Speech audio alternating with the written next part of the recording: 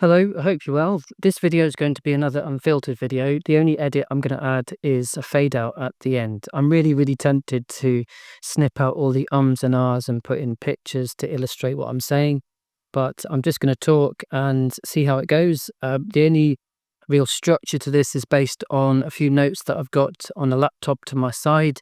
But other than that, it's just going to be me basically talking about an experience I had many years ago.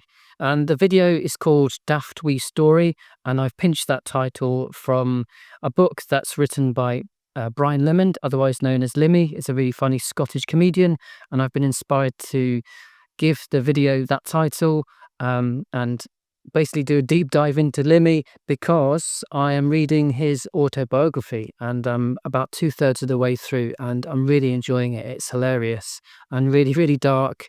And in the book, near the beginning of the book, he wonders whether he's autistic. Um, and I heard him recently on YouTube doing a live stream, again, openly wonder whether he's autistic. And I got annoyed because I said in the chat board, I think Lemmy might be autistic, but it's not for me to diagnose. And it isn't for me to go around saying, you're autistic. It's not my job, but it's not my right. But based on what I'd heard about Limmy, Lizzie at Creative Autistic said that Limmy had wondered whether he might be autistic, based on the fact that he stays indoors a lot and is wildly creative. I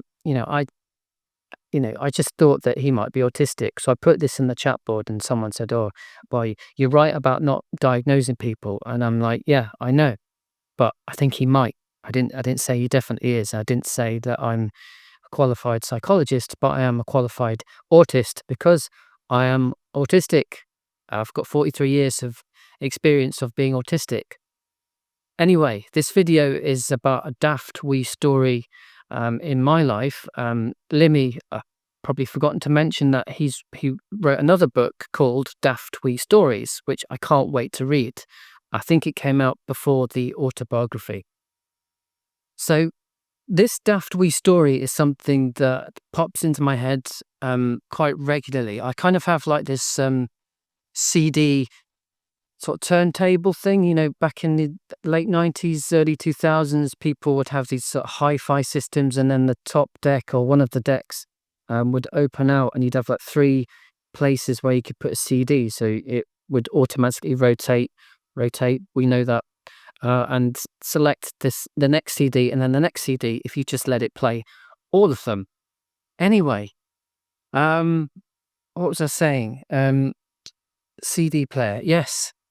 ADHD brain, CD player, deck, regular playing of episodes.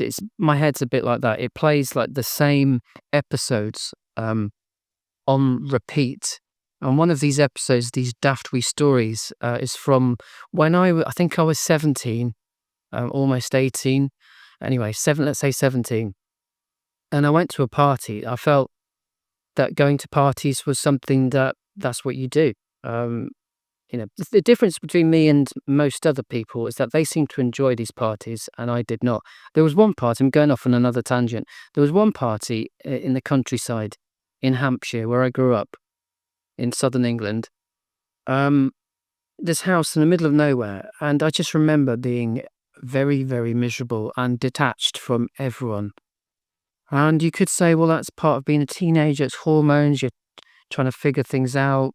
No, this was something that I was like looking through like a bell jar, like, let me out, what's going on? It's just, that party, that feeling comes back to me more than it possibly should. But this other party happened around the same time. And I don't remember whose party it was. I don't remember who invited me, why I was there. Well, why I was there, I should have been having fun, but I don't remember having that much fun. What I do remember about it, despite the amount that I had to drink, was me having an argument with someone who, later became quite a good friend, to the point where he came to visit. So it's all good now, happy ending.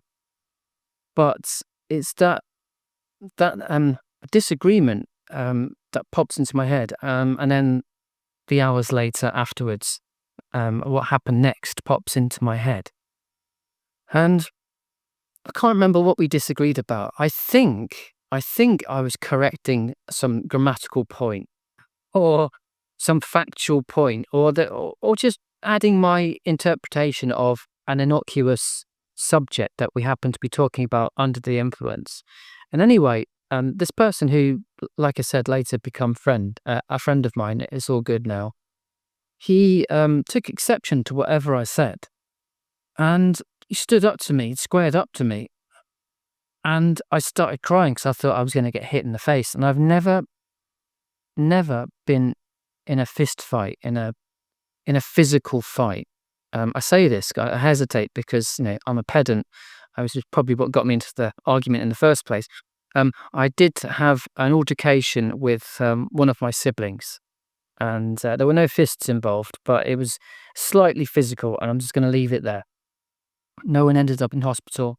That's another one I think about a lot. But anyway, this one at the party, this person who later became a friend, he squared up to me, and I thought I was going to get smacked in the face. And I remember feeling that it was a miracle that he didn't. It was kind of like a bit of a wind up, like I'm going to not bother. He didn't hit me. And I really thought he was going to hit me. And now knowing that I'm autistic, how many years later, can't do maths, 26 years later, I think that he didn't hit me because he just thought it's not worth his while. I'm a nerd. I'm different.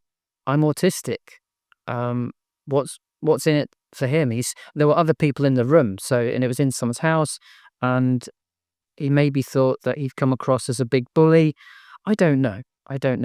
Long time ago, and I suppose only he can figure out why he didn't hit me in the end. But I was sufficiently upset to have to leave that party. I was not going to hang around. I vaguely remember finding refuge in a nearby hedge outside the house. So I remember that much. And then I thought, right, I know what I'm going to do. I'm going to go to my best mate's house. I say my best mate. Possibly by sixth form college, we weren't best mates. We certainly were through school. So I thought we were friendly enough for me in my inebriated state to go to his house, which was another house in the countryside about 5 miles away. I staggered up this country lane. I knocked on someone's door and slurred a request to get directions to this particular village. And it's weird that I can remember that because, I remember slurring my words and being inebriated, but I wasn't so inebriated that I've completely forgotten this episode, the one that I'm sharing now. I'm probably at far too much length and with too many tangents. And that was another tangent. Anyway, so I got these directions. I don't know whether these directions actually helped in any way, but ultimately I got to my best mate's house, or who I thought was my best mate. He's one of the people that I've mentioned in at least 2 other videos that just didn't get in contact with me when I made the effort to meet up with him. He's not contacted me for 8 years, despite me making it very clear that I would like to resume contact and be friends again. And I think that's because he sussed out that I'm different. If he hadn't, sussed out all those years ago, and it's that double empathy problem. There's something not quite matching up, and he's made his decision to cut me out of his life.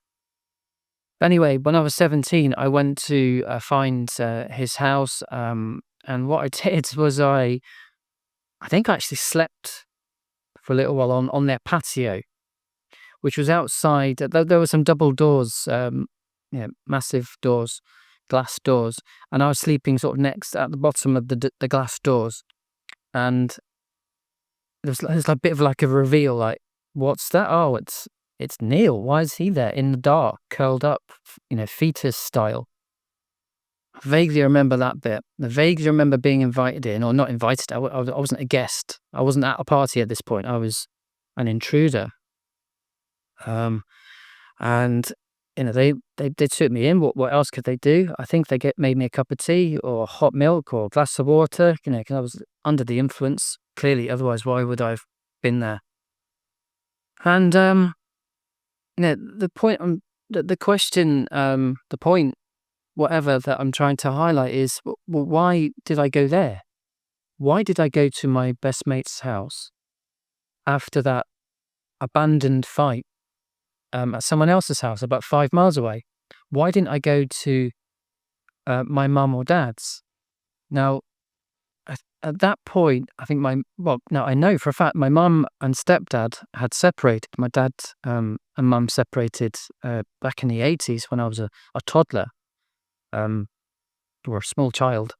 Anyway, so my dad was in Scotland. Mum and stepdad had separated, and it was a really horrible time in my life, late 90s, sixth form college time. And, but I could have still gone back to my stepdad's house and I could have tried to find my mum, but I didn't.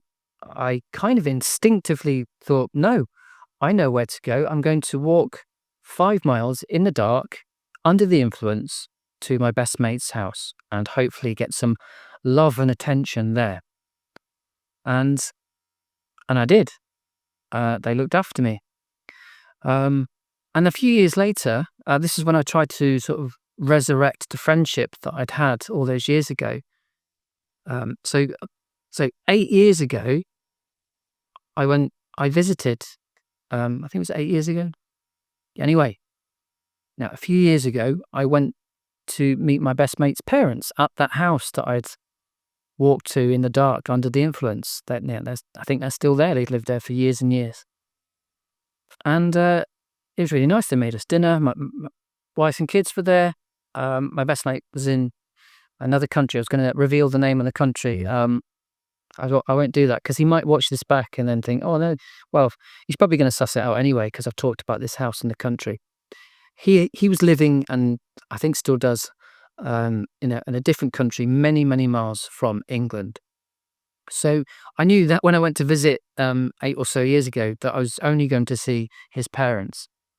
And I went to the toilet, as you do when you visit someone's house and you've had something to eat and drink. And anyway, this toilet was covered in pictures of family holidays. Like these photo collages, which is probably a generational thing. Certainly something that my mum, stepdad, dad would do. I think I did it for a while. Maybe not so much. What was it? Generation Z now? Z? Oh no. They wouldn't print out photos and cut them up and assemble them onto a board and then put a pane of glass on it, and then that's a big photo of photos, display of photos. So I don't think that's the done thing anymore. But anyway, my best mates, my former best mates' parents were of a generation where that was the done thing, but they'd really gone to town on it. And this toilet, the walls of the toilet were covered in these photos of happy families, and that sort of underlined, I think for me, the reason why I went all that way back in, I think, 1999, after this really horrendously uncomfortable, dare I say, traumatic experience where I almost got thumped. Just, the thought of getting thumped, punched in the face, was traumatic enough. Not, obviously being in a fight is traumatic in itself, but, almost being in a fight, being so close to being so hurt physically was traumatic enough that it echoes in my head years later. So what was I saying? Yeah, so these photo collages made me think. I think it made me think again to that time when I escaped that almost fight, and I think about the fight that didn't happen, my journey to the house in the country, their discovery of me curled up by their garden doors, and then I link it to the visit I made to their parents 18 or so years later, and those really lovely photo collages. And And it reminds me of how important home is. And I think that's really the point of the Daft story that I've labored over in this video. Um, I, I'm autistic. I need sanctuary, peace, um, predictability, calm times. And I definitely didn't have that in my late teens. It was horrendously insecure, um, unpredictable, and I didn't have a safe place. Um, I didn't have a fappy, a happy family home. I didn't have that. Um, and dare I say, that didn't exist for me in the years before. Um, that separation that I've mentioned, mum and stepdad. So there's a lot to unravel. There's a lot of things that I'm still trying to figure out in my 40s through the lens of my realization that I am autistic. Um, I think, again, dare I say, a happy family home is even more important for autistic people. Controversial, um, but for the reasons, for what I've already said about peace and quiet and predictability. The world's a scary place as it is.